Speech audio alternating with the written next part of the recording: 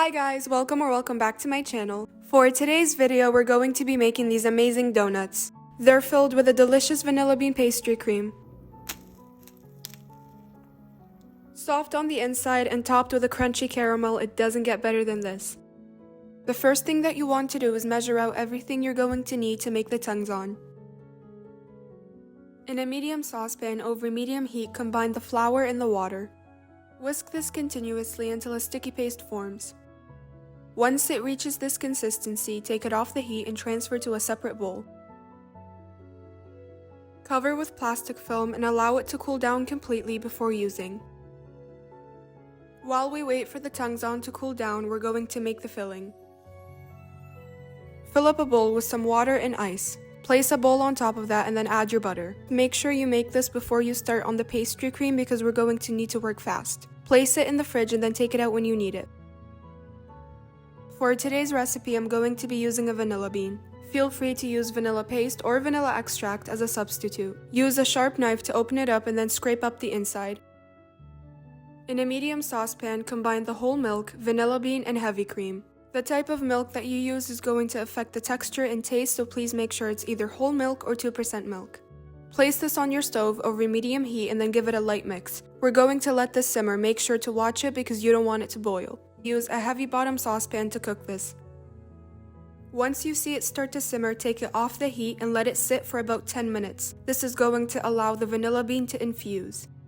For this next step, you're going to need to separate 7 eggs. Store the egg whites in an airtight container and use them for other recipes. In a bowl, combine the egg yolks and granulated sugar. Whisk until well combined. Once combined, it should be this color and texture. To eliminate any lumps, make sure to sift in the cornstarch. Mix until it looks like this. Measure out half of a cup of the warm milk mixture that we made earlier and add it to the egg yolks. Mix as you add it so the eggs don't scramble. Once combined, add another cup of the milk and whisk as you add it. Strain the mixture into the rest of the milk. For the sake of the video, we're going to pretend that this board is the stove so I can demonstrate. Okay, so you're going to put this mixture back on the stove and you're going to mix over medium heat. Do not stop mixing. It will start to slowly thicken up. Again, just keep mixing. We're going to use this pastry cream as a filling for donuts, so make sure not to overcook because it will be too thick. This is the consistency that we want. Once it looks like this, immediately take it off the heat. Take the butter out of the fridge and then strain the custard into the bowl. Work as fast as you can because you don't want the heat from the pot to overcook it. Once it's strained, give it a good mix so the butter mixes in with the pastry cream. This is what it should look like when you're done. Cover with plastic film and refrigerate for 4 hours. You want the plastic film to be directly touching the custard. While we wait for the pastry cream to set, we're going to make the dough. In a large bowl or the bowl of your stand mixer, combine the sugar, instant yeast, whole milk, and melted butter. Make sure that the milk and butter are either warm or room temperature. Give everything a good mix and then let it bloom for 10 minutes. If you see bubbles form at the top, that means your yeast is alive and you're good to go. If not, that means your yeast is old and you have to start over.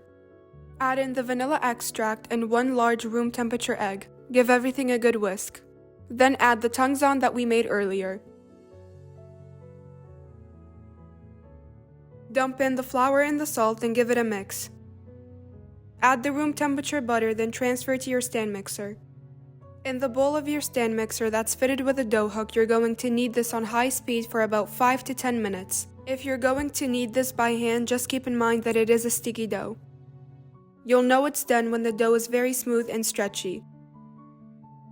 Grab a small piece of the dough and stretch it out. If you can see through it without it easily ripping, it's ready. Grease a large bowl with 1 teaspoon of vegetable oil. Add the dough inside, then cover with a kitchen towel or plastic film. Let the dough rise for about 1 to 2 hours until it doubles in size. Once the dough doubles in size, punch the gas out, then roll it out on a floured surface. Make sure to add flour to the top of the dough as well so it doesn't stick.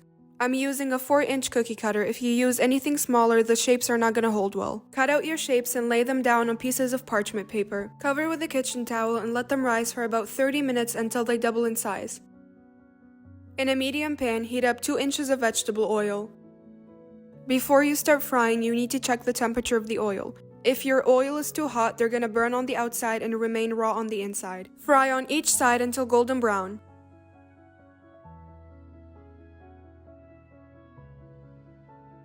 Once they're done, take them out of the oil and put them on some paper towels to absorb the grease.